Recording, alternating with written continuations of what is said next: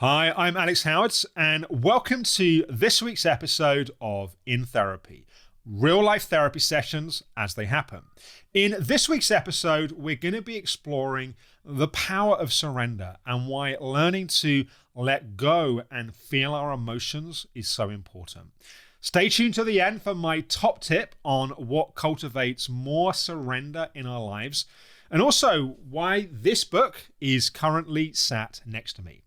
If you haven't already, please like, subscribe, click the bell icon to be notified as new episodes are released, and follow my other social channels for daily inspiration and support. In this week's episode, we catch up with Katie, who's been going through some major life changes, with children leaving home and the breakdown of her marriage. Katie is struggling with a difficult decision and doesn't feel emotionally seen or heard by those around her, which is leaving her feeling isolated and stuck for how to find a way forward.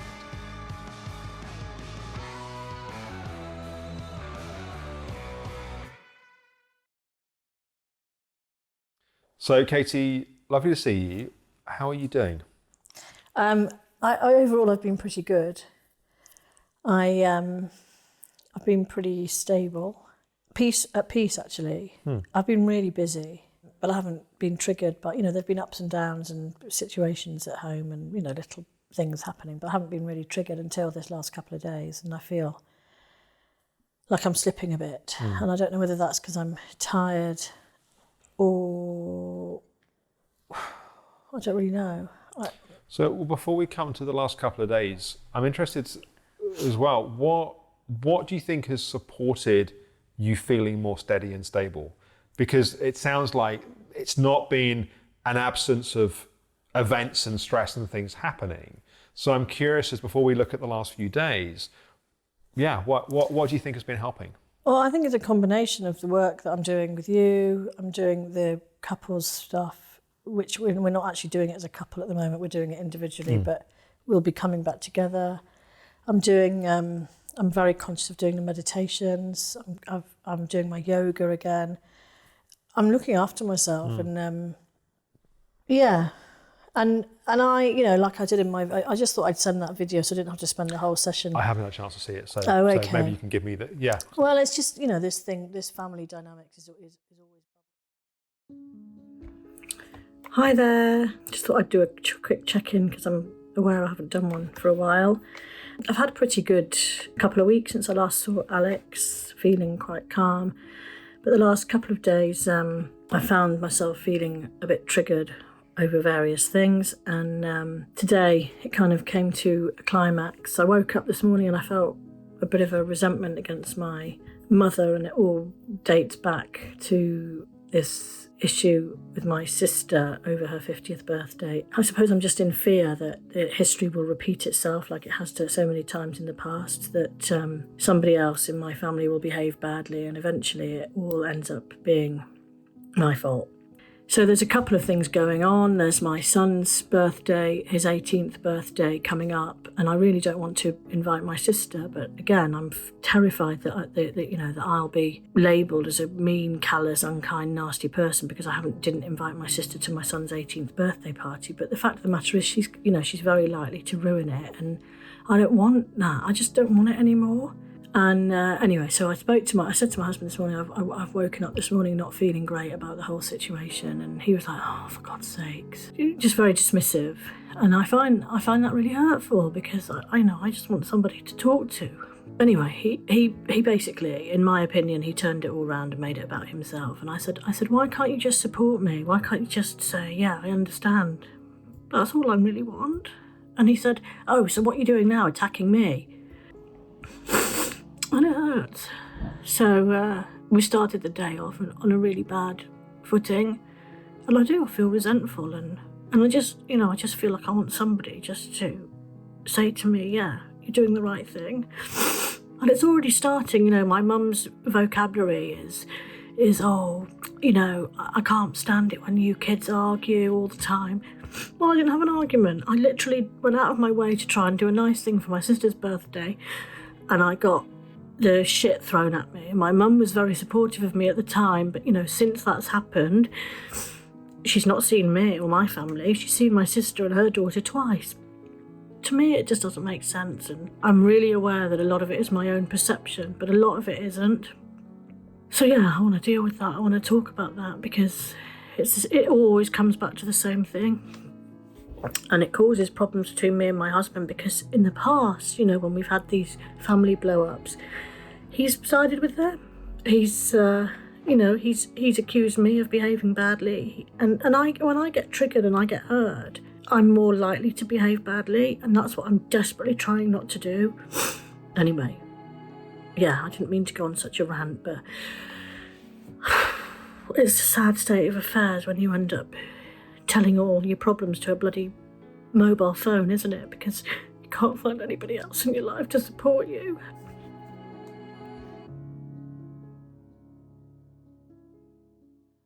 And that was this morning. And I felt pretty shit all day, to be honest. I'm not surprised. And I just got in my head, if I don't invite her, that'll be the narrative. You remember the time when Katie didn't invite her to... Let's step away from the decision for now. I'm happy to spend some time on the decision, but before we go there, let's just help you come at it from a place that you feel more supported. So what does the little girl in you feel right now? She feels upset. She feels trapped. What else does she feel? It's just not fair. It's just so unjust. I don't even know what it is that's unjust. It's just unheard, I suppose. And unseen. Unseen, yeah. Like, she's feeling pain and no one's holding her and no one's there for her. Yeah. Just let you be there for her. So just let her feel that, unjudged, not pushed, not rushed. Just let her feel that way right now. It feels difficult to let the feelings out. It feels difficult. I'm really conscious of me holding, tensing and holding my breath so that I don't have to feel that.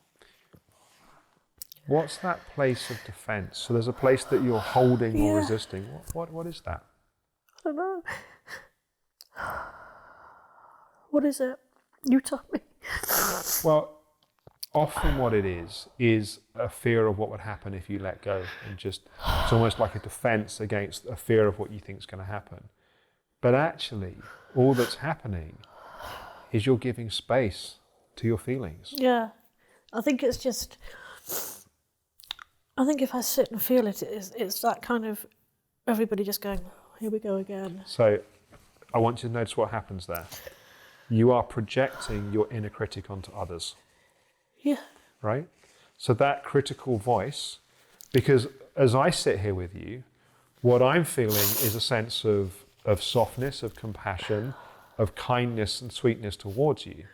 But what you're projecting onto me or onto others... I'm not thinking that you're thinking of it. But others watching it, or others, if Simon was here, or if your sister was here. It's more my family. Right. It's more my family, like, what's she going on about? She and this whole idea that I'm not entitled to feel my feelings, that I haven't got valid reason to feel hurt or sad. And so then what's happening is you're taking that history, which has been true with certain dynamics, and then you are imposing that on you right now. Yeah. Right? Because my invitation to you is to have your feelings. And you're opening, you are allowing your feelings. And then there's this inner critic voice that comes in that starts to say, but you can't have those, you're being silly. There is almost like a physical feeling that it's just stopping that as well. Like I can't. So the way to deal with those blocks is to be curious about them, right? The more that we push them, the harder they become. Yeah. The softer we become towards them, the softer they become. So if you just give some space to the feelings, but also the block, the place that's a no, that says, you can't feel this, or I'm not going to feel this. What happens if you just invite that to be there as well?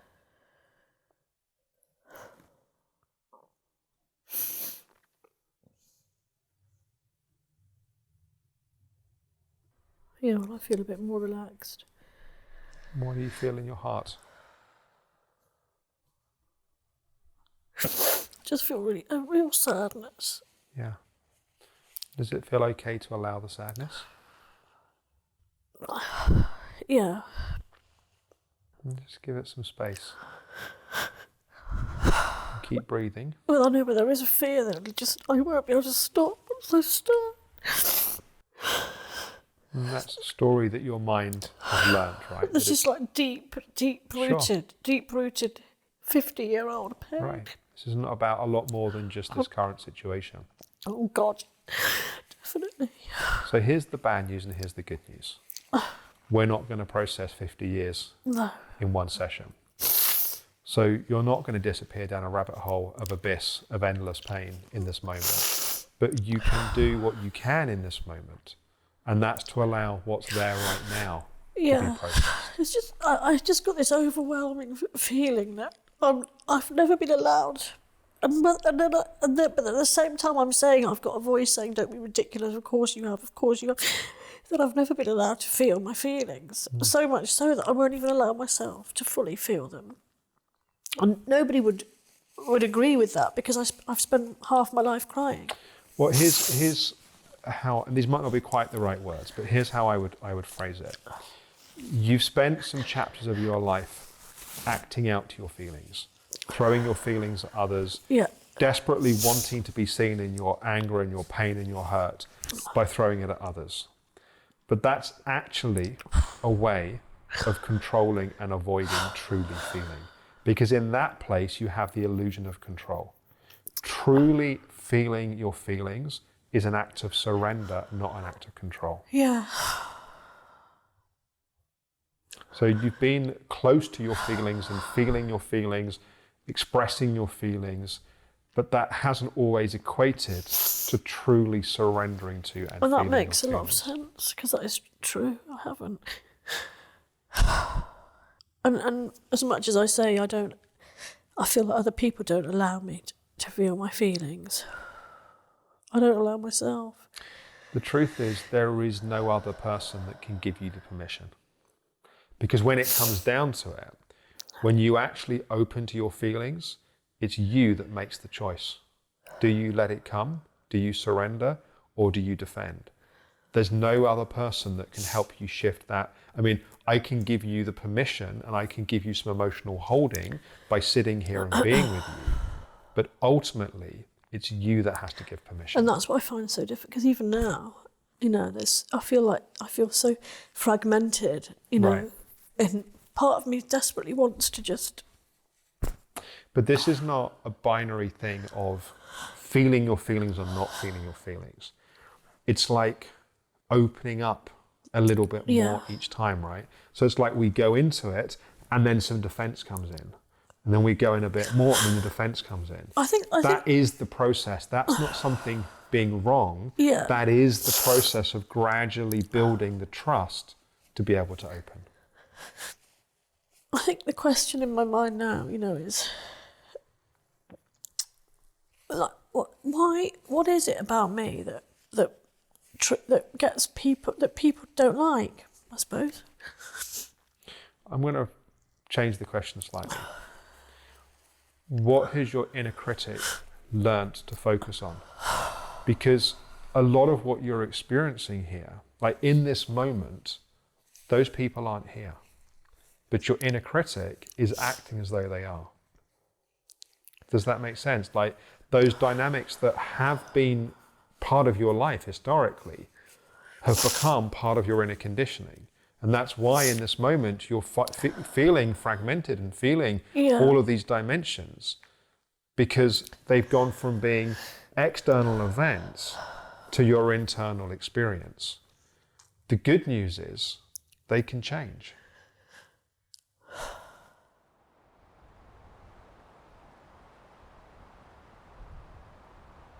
Just feel your body's weight on the sofa for a minute. We've been also using a lot of words, and I want to just come back a bit more to the felt sense. So just feel your body, feel the sofa, feel your feet, and just notice what you feel in your heart. What's happening there right now? It's just, there's fear. I feel fear. Good. What does the fear feel like?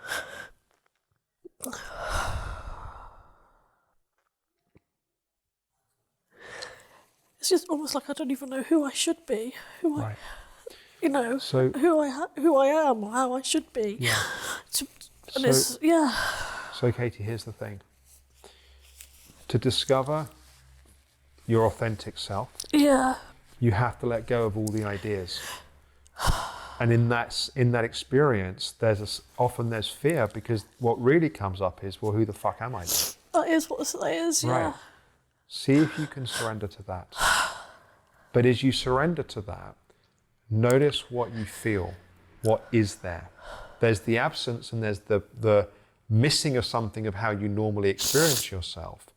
But there's also the presence of something else. What's that presence? I just want peace. I just want to be free, and I just want peace. What do you actually feel right now? So there's been the pain, and there's been anger. There's a strong sense of fear that came up. What's there now?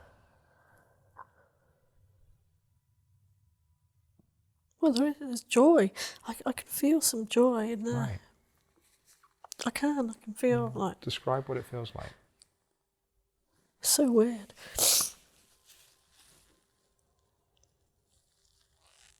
It just feels like, I don't know, like dancing and music and just, am I weird? No. It just feels like that's what I want to be in touch with. Just fuck it. Fuck the lot of them. I just want to be me. Right. That's what I feel. The joy is the connection to your authentic self. When you let go of all of these ideas, all of these conditions, all of these expectations. How can I be sitting here crying my eyes out and still feel that in my heart? That's what's so weird, isn't it? See what happens if you open to the joy a bit more. You invite it in.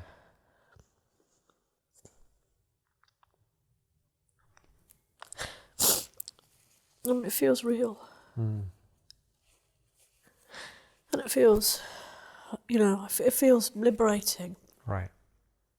It feels like, that's what I want. I just want to be true to myself. Right. And I don't want to care. And I don't want to be fearful of what other people say and think. The way to meet the world from this place is, firstly, when that inner critic comes in, to defend against it, but also to go deeper. What you've been doing is moving through some layers here, right? Yeah. There was a layer of reactivity, then there was a layer of sort of pain and hurt, then there was a layer of fear of, well, who would I be if I'm not all of that? And then underneath that, what you connected to and what you're feeling is a connection to your authentic self. You're feeling the joy, and there's something that's inherently very nourishing about that connection to the truth of who we are. Yeah. It sustains us, it supports us, it feeds us. And that's where I have to make my decisions from. So that's the thing. So let's come back. And as much as you can, try to avoid going into story and ideas and everything. Yeah. From this place, what do you need? Well, I know what I don't need. Okay. I don't need judgment and criticism. And can you see that there certainly is external judgment, but also a lot of the judgment is you projecting that onto other people. I'm not saying they're not also doing it. Yeah, no, I can see that, yeah. So we can't change other people's judgments, but we can change your judgments. Yeah, I can see that.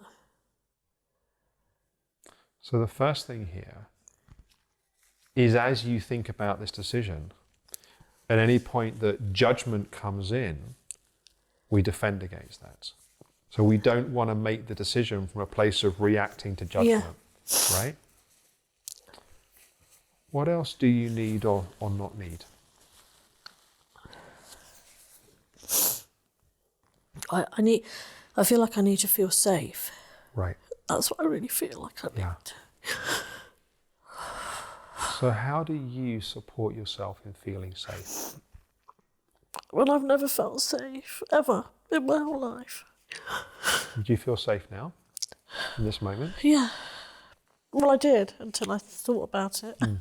So what in this recent sort of 10, 15 minutes or so, what has helped you feel more safe? Because safe, again, is not a binary safe or unsafe. Yeah. It's different degrees. But what has allowed you to feel a bit more safe and to open to some of the pain in a way that's not been so easy previously?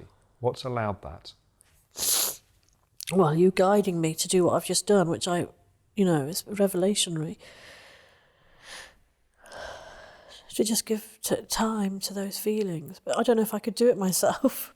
Well, it sometimes takes a bit of practice, but what we're really doing here is defending against that inner critic and giving permission and invitation to what's there. Emotional safety is often about permission, and it's about allowing whatever is there to be there. I mean, I feel very connected to that, whatever it is now, and confident. I feel confident in this is my intuition. Right. This is, I know it is. It's your authentic true self. Yeah, and it's saying, I'm not going to be held hostage by anybody. And one of the things that helps you not be held hostage is you not judging, criticizing, shutting down you. Yeah. Because then you go into a reactive, defensive place, and then ironically, you're more trapped. And actually, I feel like I can say with love and with confidence that I don't need that conflict in my life. And I don't, from a loving place, I just don't want to take that risk. And if I'm judged for that decision, then so be it. How does it feel to recognize that? Yeah, it feels good.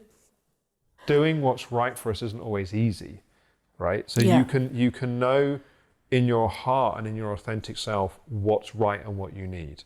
That doesn't mean that it suddenly becomes effortless. I think one of the mistakes or misunderstandings that people make around kind of psycho-emotional work is, when I know the right thing, everything becomes easy. No, it doesn't. My experience is often the opposite. Yes. You find the right thing and you have to deal with complicated stuff in the world. But I also feel very strongly that my feelings are as important as her feelings. Right. And on this particular occasion, my feelings are going to come first. Coming from your authentic self also gives you a level of inner strength and resilience because you're supported by your truth. Yeah. The more you meet it from that authentic place, you might feel more, it can hurt more, but you actually suffer less. And that's the irony of really opening to and feeling our emotions. And I think that block that I'm feeling now, even trying to get, is my inner critic saying, fuck's sake, just what you're It's your inner playing critic, out. and it's also, the other piece is the fear of surrender. Yeah. As we know, we talked about, it's like if I let go, I'll fall apart, or I'll disappear, or I'll never come out of it. So it's a double trap in a sense. Go gently with yourself.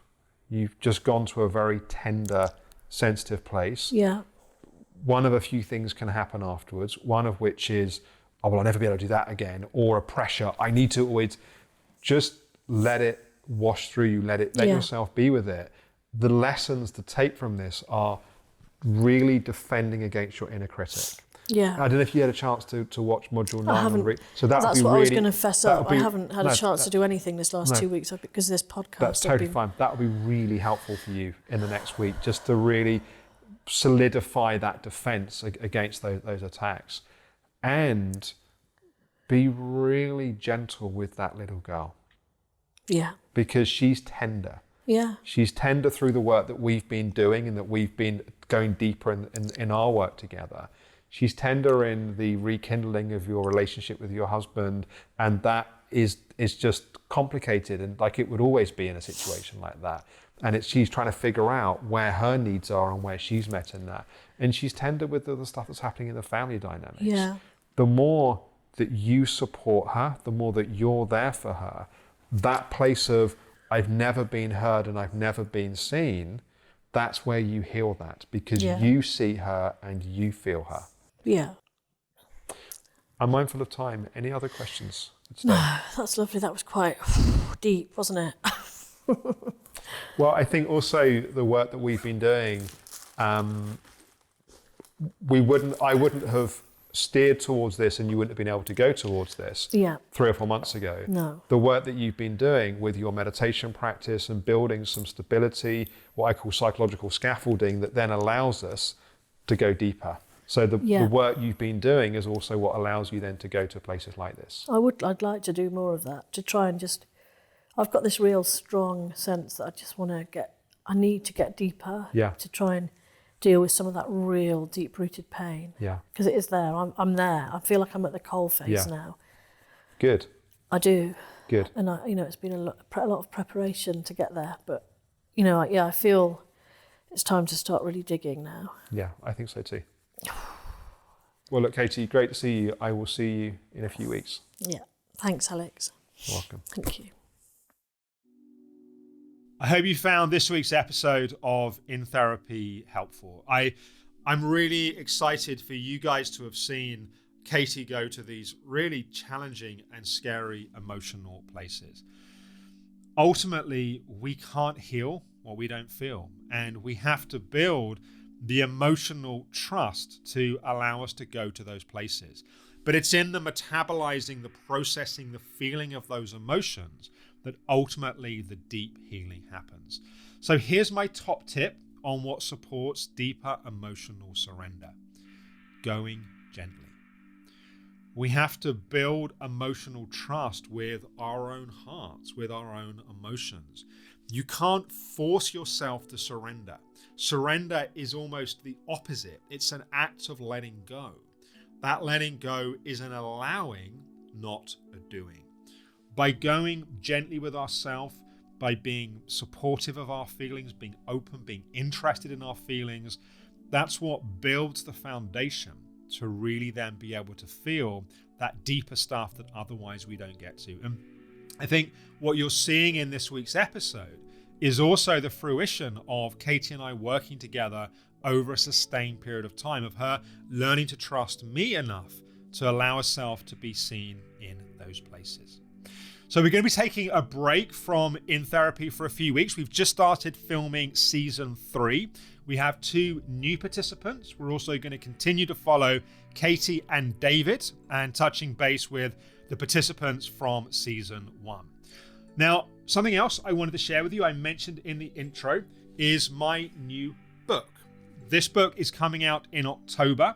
You will be able to pre-order it very soon. There'll be lots of announcements, I promise you, coming out via my newsletter, the Optimum Health Clinic newsletter. This book, Decode Your Fatigue, is really the culmination and integration of 25 years of my own journey, initially with fatigue, but also running the Optimum Health Clinic for the last 17 years. This is a map of how to decode your own experience of fatigue, but also to map your path to recovery. Quite honestly, I avoided writing this book for about a decade because I knew that if I was going to write a book on fatigue, I wanted it to be as good as it could possibly be. I'm super proud of this book. It's packed full of practical advice, of inspirational case studies. It takes you on a really clearly defined roadmap to really start to map your own path to recovery. I also have recorded a free companion course with the book, which has a video for each chapter where I bring out and talk a bit more about some of the key principles and ideas. That companion course is completely free. That video companion course is completely free with the book. All the details will be coming out very soon. Thank you for following season 2 of In Therapy. Of course, the whole library of seasons 1, season 2 are available to watch. We'll be back with season 3 in just a few short weeks. Thanks for watching.